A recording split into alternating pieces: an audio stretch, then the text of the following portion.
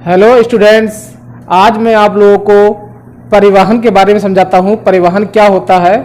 परिवहन यानी कि ट्रांसपोर्ट, यानी कि यातायात। ये क्या होता है यातायात यानी परिवहन, यानी किसी भी सामान को एक स्थान से दूसरे स्थान तक पहुंचाना।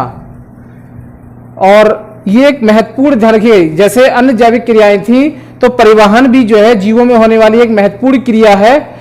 हम इस तरह से इसको भी समझ सकते हैं कि परिवहन क्यों आवश्यक है। आपने देखा होगा किसी भी देश का अगर ये परिवहन सिस्टम जो होता है या यातायात जो साधन होते हैं, अगर वो बहुत सुदृढ़ और बहुत मजबूत है तो वो देश अधिक विकसित होता है, क्योंकि वहाँ सारी चीज़ समय से पहुँच जाती हैं, अवेलेबल हो जाती है जहाँ जिनकी आवश्यकता होती है। इसी तरह से हमारे शरीर में हर एक कोशिकाओं को भोजन, जल और ऑक्सीजन, इन सब की आवश्यकता पड़ती हैगी। तो इनको भी पहुंचाने का जो कार्य होता है हमारे शरीर में, वो होता है रुधिर के माध्यम से। तो ये भी एक परिवहन का ही कार्य होता हैगा।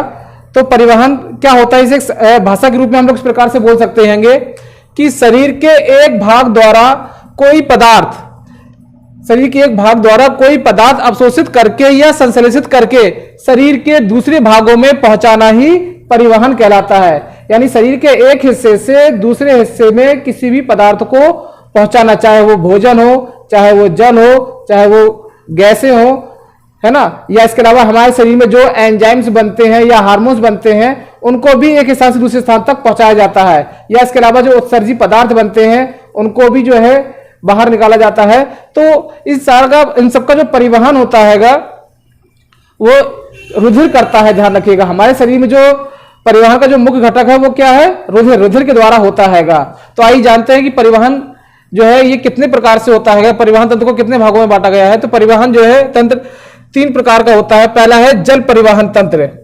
जल परिवहन तंत्र ये जलीय जीवों में पाया जाता है। ध्यान रखिएगा, कुछ जलीय जीवों जैसे कि स्पंज, हाइड्रा, सिलेंट्रेटा के जो जीव होते हैं और सितारा मछली आदि में जो है, इसमें जो परिवहन होता है वो जल के माध्यम से होता है। इनके शरीर में जल प्रवेश करता है और जल ही जो है सभी चीजों को, खाद्य पदार्थों को या गैसों को पहुंचाता हैगा। तो जल के द्वारा ही ये इनमें परिवहन होता है। ध्यान रखिएगा।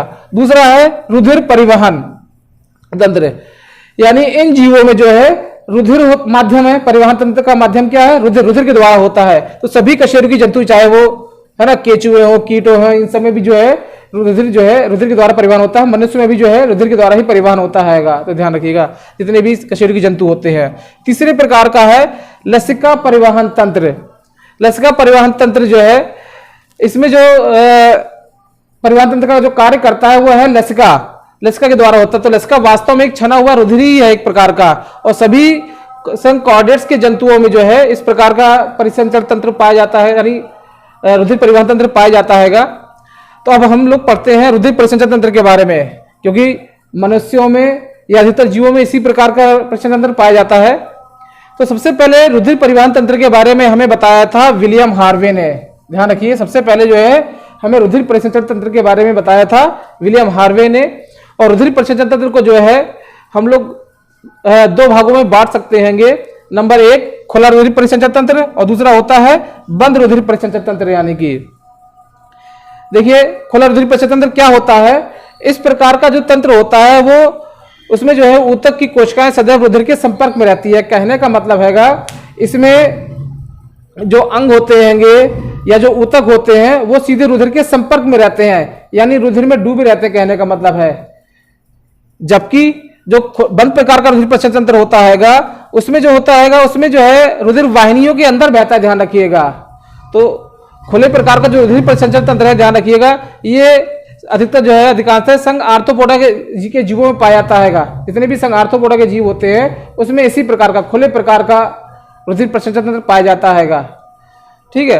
और जो बंद प्रकार का रुधिर परिसंचरण तंत्र हैगा, इसमें क्या होता हैगा, इसमें हमने आपको बताया कि रुधिर जो है वाहिनियों के अंदर यानी नाड़ियों के अंदर बहता हैगा और अंग जो है सीधे रुधिर के संपर्क में नहीं रहते हैं। ध्यान रखिएगा, है ना। जैसे कि केचुआ, खरगोश, मनुष्य या जितने भी कॉर्डेट्स जंतु आते हैं सब इसी के अंतर्गत आते हैं। बंद प्रकार का रुधिर परिसंचरण तंत्र पाया जाता हैगा।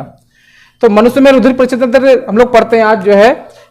तो मनुष्य का जो रुधिर परिसंचरण तंत्र है, इसके जो मुख्य घटक है वो है नंबर 1 रुधिर, क्योंकि रुधिर के माध्यम से ही होता है। दूसरा अंग हैगा हृदय, हृदय इसमें भाग लेता है क्योंकि हृदय जो है पंप की तरह कार्य करता है और रुधिर को जो है सभी अंगों तक भेजता है और फिर वापस लेता हैगा। तो इस तरह से रुधिर को भेजने और लाने का जो कार्य करता है वो है हृदय, ठीक है। और तीसरी है रुधिर वाहिनियां, यानी जिनमें हमारा रुधिर बहता हैगा, ठीक है। तो रुधिर वाहिनियों के बारे में पढ़ेंगे जिनमें रुधिर बहता हैगा। तो सबसे पहले अब हम रुधिर के बारे में जानते हैं कि रुधिर क्या होता हैगा, रुधिर किसे कहते हैंगे। तो रुधिर एक जो है तरल संयोजी ऊतक है, ध्यान रखिएगा। रुधिर क्या है, यह एक तरल संयोजी ऊतक है, लिक्विड के रूप में रहता है, ध्यान रखिएगा, तरल के रूप में रहता है, जिसकी उत्पत्ति जो है भ्रूण के मीजोडर्म से होती हैगी। जो भ्रूण का जो मीजोडर्म वाला भाग होता है उस स्तर से होती है इसकी उत्पत्ति जो है। और रुधिर होता कैसा है, तो यह ध्यान रखिएगा, यह जल से कुछ भारी, चिपचिपा, स्वाद में नमकीन, हल्का क्षारीय तथा अपारदर्शी पदार्थ है। हमारा जो रुधिर है जो है वो इस प्रकार का होता है, ध्यान रखिएगा। और एक मनुष्य में जो है रुधिर कितना होता है, तो ये ध्यान रखिएगा, ये डिपेंड करता है उसके शरीर के भार पर। तो मनुष्य के शरीर के भार का 7 से 8% होता है, यानी जितना उसका भार है। मान लीजिए एक मनुष्य का जो वेट है वो 70 किलोग्राम है, तो उस मनुष्य में जो है रुधिर कितना हो सकता है, 5 से 6 लीटर। यदि मनुष्य का वेट जो है 70 किलोग्राम का है तो उसमें कितना रुधिर हो सकता है, 5 से 6 लीटर। तो रुधिर क्या होता है, रुधिर के बारे में समझ लेते हैं। सबसे पहले हम देखिए, रुधिर को मुख्य रूप से 2 घटकों में बांट सकते हैं हम लोग। रुधिर के 2 घटक होते हैंगे, प्लाज्मा और रुधिर कणिकाएं। प्लाज्मा और रुधिर कणिकाएं, ये मुख्य रूप से रुधिर के 2 घटक है। रुधिर जो है हमारा इन्हीं 2 घटकों से मिलकर बना होता है, ध्यान रखिएगा, प्लाज्मा से और रुधिर कणिकाओं से। रुधिर में जो प्लाज्मा की मात्रा है वह है 60% और 40% जो है रुधिर कणिकाएं पाई जाती है, ध्यान रखिएगा। रुधिर में प्लाज्मा की मात्रा ज्यादा होती है, 60% होता है, और रुधिर कणिकाएं जो है ये 40% होती हैं ये, ठीक है। रुधिर प्लाज्मा जो है ये हमारा ये तरल अवयव है, यानी लिक्विड के रूप में है, क्योंकि आपने देखा इसकी मात्रा ज्यादा है, इसलिए हमारा जो है रुधिर जो है कैसा तरल होता है प्लाज्मा की वजह से ही, क्योंकि ये तरल अवयव है। और जो रुधिर का जो ठोस अवयव है वो है रुधिर कणिकाएं, ठीक है। तो इस तरह से रुधिर कणिकाएं जो है ये ठोस अवयव है, ठोस भाग है रुधिर का, और प्लाज्मा जो है ये तरल अवयव हैगा। प्लाज्मा को फिर हम लोग जो है डिस्क्राइब करते हैंगे। प्लाज्मा में 90% जल होता है, ध्यान रखिएगा। रुधिर के प्लाज्मा में जल की मात्रा कितनी होती है, 90%।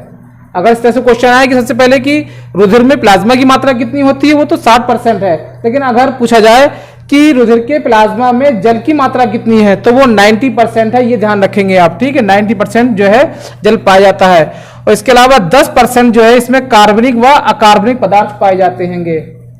कार्बनिक व अकार्बनिक पदार्थ, यानी कि जो हम लोग भोजन ग्रहण करते हैं वो 2 प्रकार का होता है, कार्बनिक और अकार्बनिक, ठीक है।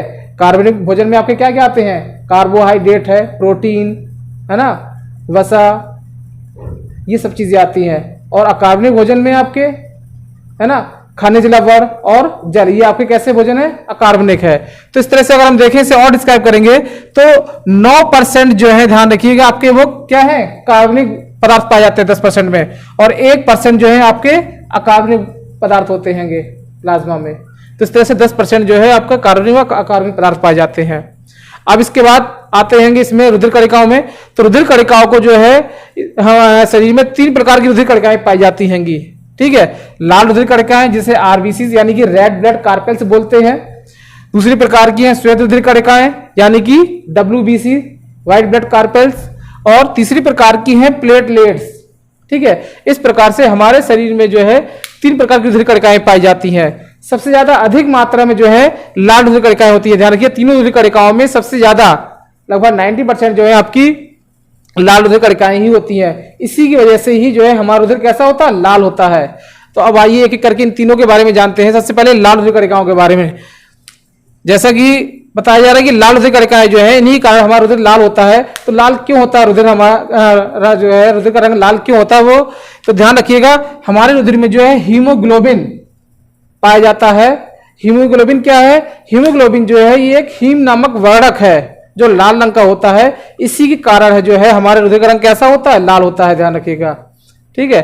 और हीमोग्लोबिन का क्या काम हैगा, तो ध्यान रखिएगा, ये ऑक्सीजन व कार्बन डाइऑक्साइड का परिवहन करता है, ध्यान रखिएगा। हमारे शरीर में ये श्वसन क्रिया में सहायक होता है, ध्यान रखिएगा। अगर क्वेश्चन ये आए कि श्वसन क्रिया जो है किस अवयव के द्वारा जो है संपन्न होती है या किस उत्पाद के द्वारा संपन्न होती है, तो वो है हीमोग्लोबिन। हीमोग्लोबिन के द्वारा ही संपन्न होती है, क्योंकि यही जो है ऑक्सीजन को सभी कोशिकाओं तक ले जाता है रुधिर के माध्यम से और कार्बन डाइऑक्साइड को वापस लाता है। तो गैसों का जो विनिमय करता है वो है हीमोग्लोबिन।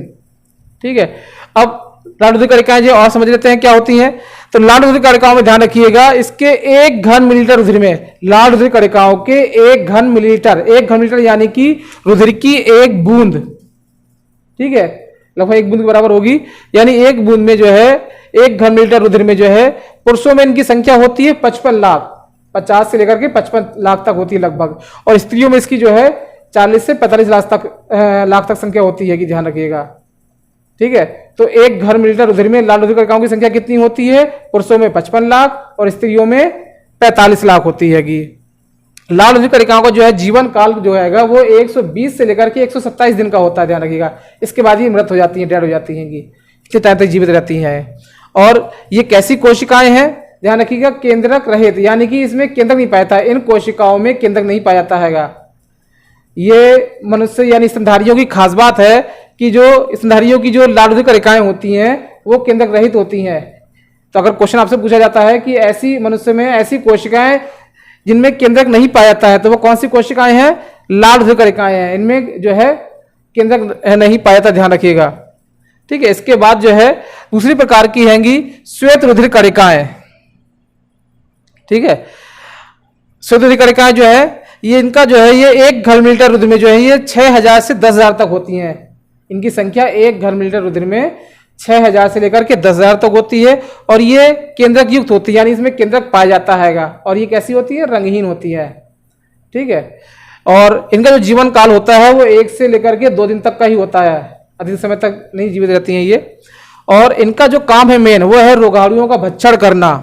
इनमें ये ताकत होती, क्षमता होती है, जो भी वायरस या बैक्टीरिया पहुंच जाते हैं ये उसको नष्ट कर देती हैं। तो जो हमारे अंदर रोग प्रतिरोधक क्षमता है, रोगों से जो लड़ने की ताकत है, वो इन्हीं WBC के कारण, यानी कि श्वेत रुधिर कणिकाओं के कारण ही होती है।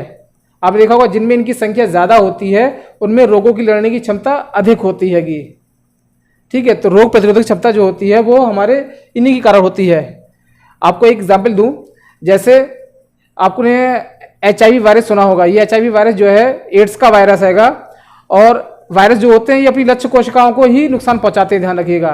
तो ये वायरस कैसे काम करता है, जो HIV वायरस होता है ये क्या करता है, ये केवल जाकर के हमारे शरीर में जो श्वेत रुधिर कणिकाएं होती हैं उसकी T4 लिम्फोसाइट कोशिकाओं को नष्ट कर देता हैगा। तो जब हमारे अंदर रोगों से लड़ने की क्षमता खत्म हो जाती हैगी, फिर क्या होता हैगा, जब हमारे अंदर शरीर में रोगों से लड़ने की क्षमता नहीं होगी तो हमारे जो है, अगर मान लीजिए हमें छोटा सा भी रोग होता है तो वो बहुत बड़ा भयंकर रूप ले लेता है, क्योंकि हमारे अंदर रोगों से लड़ने की क्षमता तो बची नहीं हैगी। इसलिए जो है हम गंभीर बीमार पड़ जाते हैं, और इस प्रकार से जो है ये HIV वायरस जो है हम पर हमला करता हैगा। ठीक है, तीसरी प्रकार की कोशिकाएं हैं वो हैंगी आपकी प्लेटलेट्स। प्लेटलेट्स क्या होती हैं, ये केवल जो है स्तनधारियों के रुधिर में ही पाई जाती है, ध्यान रखिएगा। प्लेटलेट्स जो होती हैं ये केवल स्तनधारियों के जीवों में ही पाई जाती हैं, कोशिकाओं में पाई जाती हैं, और ये 1 घन मिलीलीटर रुधिर में जो इनकी संख्या होती है वो 2 से लेकर के 5 लाख तक, 2 लाख से लेकर के 5 लाख तक रहती है इनकी संख्या। और ये भी जो है केंद्रक रहित होती हैं, गोल अंडाकार होती हैं, ध्यान रखिएगा। और इनका जो काम है रुधिर का थक्का बनाना। प्लेटलेट्स का जो मेन काम है हमारे शरीर में रुधिर का थक्का बनाना, क्योंकि जब हमें चोट लग जाती है, रुधिर बहना प्रारंभ हो जाता है, तो रुधिर का थक्का बनना आवश्यक होता है। तो वो काम कौन करती हैं, प्लेटलेट्स। प्लेटलेट्स के कारण ही जो है हमारे शरीर में रुधिर का थक्का बनता है। स्टूडेंट्स, आइए अब हम रुधिर के कार्य समझ लेते हैं कि रुधिर के कार्य क्या होते हैं। पहला कार्य है ऑक्सीजन का परिवहन। रुधिर जो है ऑक्सीजन का परिवहन करता है, यानी रुधिर में जो हीमोग्लोबिन नामक पदार्थ पाया जाता है ये क्या काम करता है, ये ऑक्सीजन के साथ में करके ऑक्सी हीमोग्लोबिन बनाता है, और ये ऑक्सीजन को जो है प्रत्येक कोशिका तक ले जाता हैगा और वहां जाकर इसे मुक्त कर देता है। इस तरह से रुधिर जो है ऑक्सीजन परिवहन में सहायता करता है। दूसरा कार्य है पोषक पदार्थों का परिवहन करना, यानी जब पाचन क्रिया के पश्चात जब भोजन पच जाता है तो पचे हुए भोज्य पदार्थों को, है ना, रसांकुरों में जो रुधिर कणिकाएं पाई जाती हैं, रुधिर वाहिनियां पाई जाती हैं, उन वहां से जो है रुधिर के द्वारा जो है पोषक पदार्थों को अवशोषित करके जो है प्रत्येक कोशिका तक पहुंचाया जाता है। पहले ये यकृत तक पहुंचाया जाता है, उसके बाद जो है बाकी भागों में पहुंचाया जाता हैगा। ठीक है। तीसरा कार्य है वो सजीव पदार्थों का परिवहन करना, यानी कि जैसे कि यूरिया, यूरिक अम्ल जो हमारे शरीर में उपापचय क्रिया के पश्चात जो है हानिकारक पदार्थ बनते हैंगे, उन पदार्थों का भी जो है एक स्थान से दूसरे स्थान पहुंचाने का कार्य जो है हमारा ये रुधिर ही करता हैगा। इसके अलावा जो कार्बन डाइऑक्साइड जो है बनती हैगी, उसको भी जो है उसको यानी फेफड़ों तक पहुंचाने का कार्य भी है हमारा रुधिर ही करता है, ध्यान रखिएगा। अगला कार्य है शरीर तापमान का नियंत्रण। हमारे शरीर के सभी अंगों का जो तापमान को का जो कंट्रोल करता है वो है रुधिर। रुधिर जो है हमारे शरीर के तापमान को कंट्रोल करता है, नियंत्रित रखता हैगा। अगला कार्य है रोगों से बचाव, यानी रुधिर जो है हमें रोगों से भी बचाता हैगा, क्योंकि रुधिर में जो है श्वेतवर्ती कणिकाएं जो होती हैं वो रोगाणुओं का बचाव करती हैं। यदि मान लीजिए हमें कहीं पर कोई घाव हो जाता है, मवाद वगैरह भर जाती है, तो वहां पर जो है ये जो श्वेतवर्ती कणिकाएं होती हैं वो रोगाणुओं को भक्षण करती हैं और घाव भरने में सहायता करती है। इस तरह से रोगों से हमें बचाता भी है। अगला कार्य है रुधिर का थक्का बनाना। रुधिर जो है थक्का बनाता हैगा, यानी आपने देखा होगा चोट लगने पर जब रुधिर बहता हैगा तो थोड़ी समय बाद जम जाता हैगा, इसी को ही रुधिर का थक्का बनना कहता है। तो रुधिर जब बहना बंद हो जाता हैगा तो क्या होता है, हमारे शरीर का रुधिर नहीं बह पाता और हमारी हमें क्षति नहीं हो पाती है। तो रुधिर के थक्के बनने से जो है हमें ज्यादा नुकसान नहीं होता है, ध्यान रखिए। ठीक है। इसके बाद रुधिर का स्कंदन। समझिए रुधिर का स्कंदन क्या होता हैगा, यानी जिसे बोलते हैं ब्लड क्लॉटिंग, यानी रुधिर का जमना। ये बहुत आवश्यक क्रिया है, ध्यान रखिएगा हमारे लिए। जब हमें चोट लग जाती हैगी तो आपने देखा हो कुछ समय बाद जो है रुधिर बहना बंद हो जाता हैगा, वो इसी क्रिया की वजह से। और ये क्रिया जो है 3 चरणों में पूरी होती है, ध्यान रखिएगा। पहले चरण में जो है एक प्रोथ्रोम्बिन नामक एंजाइम बनता हैगा। दूसरे चरण में जो है थ्रोम्बिन नामक एक प्रोटीन बनती हैगी जो क्रिया करती है। इसके बाद तीसरे चरण में जो है हमारी जो है प्रोथ्रोम्बिन जो है फाइब्रिनोजन जो प्रोटीन होती है, ये रुधिर का थक्का बनाती है। इस तरह से जो है 2 से 6 मिनट में जो है हमारा रुधिर जम जाता हैगा, इससे हमें अधिक क्षति नहीं हो पाती है। इसी को ही ब्लड क्लॉटिंग कहते हैं, ये रुधिर का थक्का बनना कहा जाता हैगा। अब आइए बात करते हैं रुधिर वर्ग के बारे में। हमने देखा है कि हमारा जो रुधिर जो है देखने में तो एक ही कलर का दिखाई देता है, लाल, लेकिन वास्तव में है ना रुधिर को 4 वर्गों में बांटा गया हैगा। रुधिर वर्ग ए, रुधिर वर्ग बी, रुधिर वर्ग ए बी और रुधिर वर्ग ओ। तो सबसे पहले हमें रुधिर वर्गों के बारे में बताने वाले जो वैज्ञानिक थे वो थे कॉर्ल लैंडस्टीनर। इन्होंने ही रुधिर वर्गों की खोज की थी 1940 में। तो रुधिर वर्गों के खोजकर्ता कौन है? कॉर्ल लैंडस्टीनर, ध्यान रखिएगा। रुधिर परिसंचरण की खोज की थी विलियम हार्वे ने, जबकि रुधिर वर्ग की खोजकर्ता कौन है? Curl Landsteiner. ये ध्यान रखना विशेष, ठीक है। आइए अब इसके चार्ट के द्वारा जो हम समझ लेते हैं कि रुधिर वर्ग किस तरह से काम करता है। देखिए रुधिर को किस प्रकार से देखने में, जबकि रुधिर हमारा एक जैसा ही दिखाई देता हैगा, है ना, लेकिन वास्तव में रुधिर को 4 वर्गों में किस आधार पर बांटा गया हैगा? तो रुधिर के प्लाज्मा में जो सीरम होता हैगा, है ना, उसमें जो चिपचिपा पदार्थ होता हैगा, तो उसमें विशेष प्रकार की एक प्रोटीन होती है जिसे हम लोग बोलते हैं एंटीजन। इस एंटीजन के कारण ही जो है रुधिर को अलग अलग वर्गों में बांटा गया है। जिस रुधिर में एंटीजन ए होता है उसको रुधिर वर्ग ए कहते हैं हम लोग। जिस रुधिर में एंटीजन बी होता है उसे रुधिर वर्ग बी बोलते हैं। जिसमें दोनों एंटीजन पाए जाते हैं, यानी कि एंटीजन ए और एंटीजन बी, तो वो आपका रुधिर वर्ग कौन सा होता है? ए बी होता है। और जिसमें दोनों एंटीजन एब्सेंट होते हैं, नहीं पाए जाते हैं, वो आपका रुधिर वर्ग ओ हैगा। ठीक है। तो ध्यान दीजिएगा, ये एंटीजन जो है ये रुधिर कणिकाओं में पाए जाते हैंगे, ठीक है, जबकि जो एंटीबॉडीज होते हैं ये प्लाज्मा में पाए जाते हैंगे, है ना। ये कहाँ पाए जाते हैं? रुधिर कणिकाओं में एंटीजन। कभी कभी क्वेश्चन आ जाता है कि एंटीजन तथा एंटीबॉडीज कहाँ पाए जाते हैं? तो जो एंटीजन होते हैं ये रुधिर कणिकाओं में पाए जाते हैं, जबकि एंटीबॉडी जो होते हैं ये रुधिर के प्लाज्मा में होते हैंगे। एंटीजन और एंटीबॉडीज जो है ये एक दूसरे के विपरीत होना चाहिए, आपने देखा होगा। इसलिए ब्लड जो है हमेशा जांच के ही चढ़ा जाता है। जब हमें ब्लड की जरूरत पड़ती है, मान लीजिए कोई दुर्घटना में हमें या किसी ऑपरेशन में जब ब्लड की जरूरत पड़ती हैगी, तो वो इसी कारण जो है रुधिर को जांच कर ही चढ़ाते हैंगे। अगर ब्लड अलग ग्रुप का चढ़ा दिया जाता है तो क्या होता है? रुधिर का थक्का बन जाता हैगा, ब्लड क्लॉटिंग हो जाती हैगी और उस रोगी की मृत्यु भी हो जाती हैगी। इसलिए जो है हमेशा रुधिर को, है ना, जांच कर ही चढ़ाया जाता हैगा। वो इस वजह से देखिए, ध्यान दें हम लोग किस तरह से, जिस रुधिर में एंटीजन ए है तो उसमें कौन सा एंटीबॉडीज होगा? एंटीबॉडीज बी होगा। और जिसमें, है ना, एंटीजन बी है तो वहां पर एंटीबॉडीज कौन सा है? ए हैगा, और जहां पर दोनों एंटीजन हैंगे ए और बी, वहां पर कोई भी एंटीबॉडीज नहीं होता है, और जहां पर कोई भी एंटीजन नहीं होता वहां पर दोनों एंटीबॉडीज होते हैं और बी।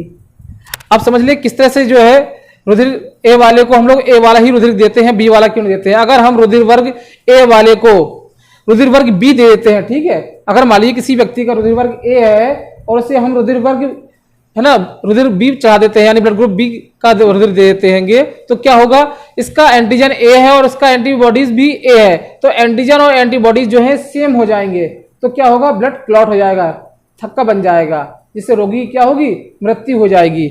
इसलिए जो है ना ए वाले को हम बी का नहीं दे सकते और बी वाले को है ना रुधिर का ए का नहीं दे सकते हैं। ए वाले को ए का ही या बी वाले को बी का ही दिया जाता है। इसके अलावा जो है जो रुधिर वर्ग ए बी है, इसे हम लोग जो है सर्वग्राही रुधिर वर्ग कहा जाता है, ऐसे ध्यान रखिएगा। तो रुधिर वर्ग ए बी को क्या कहते हैं, सर्वग्राही, यानी यूनिवर्सल रिसेप्टर, जिसे ये सबका रुधिर ले सकता है, ध्यान रखिएगा।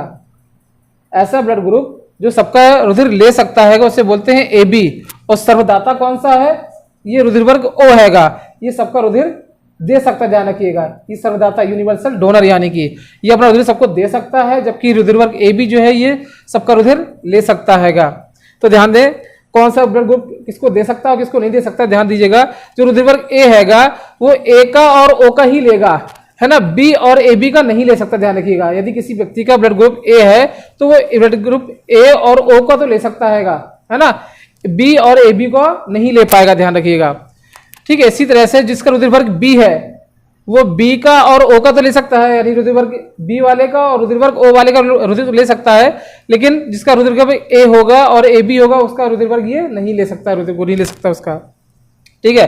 इसका रुधिर वर्ग ए बी है क्योंकि ये रिसेप्टर है, इस सर्वग्राही है, इसलिए सबका रुधिर ले सकता है। रुधिर वर्ग ए बी और ओ सबका ले सकता है, ध्यान रखिएगा, ठीक है। और ये किसी को दे नहीं सकता अपना रुधिर, ये सबका ले सकता है ए बी। इसी तरह से जो रुधिर वर्ग ओ है ये यूनिवर्सल क्या है, डोनर है, ये सबको दे सकता है। तो आपने देखा होगा ये जो है ये केवल किसका ले सकता है, ओ का ही ले सकता है, और ये दे किसको सकता है ना, ए को, बी को और ए बी को, तो ये यूनिवर्सल डोनर से कहा जाता है। तो इस तरह से आपका रुधिर वर्ग था। स्टूडेंट्स, यदि आपको वीडियो ये समझ में आया हो और आपका यदि कोई डाउट्स रह गया हो तो नीचे कमेंट्स बॉक्स पर जरूर लिखिएगा, और मेरे वीडियो को सब्सक्राइब कीजिए, लाइक कीजिए, है ना, जिससे मुझे और प्रोत्साहन मिलेगा। Thank you.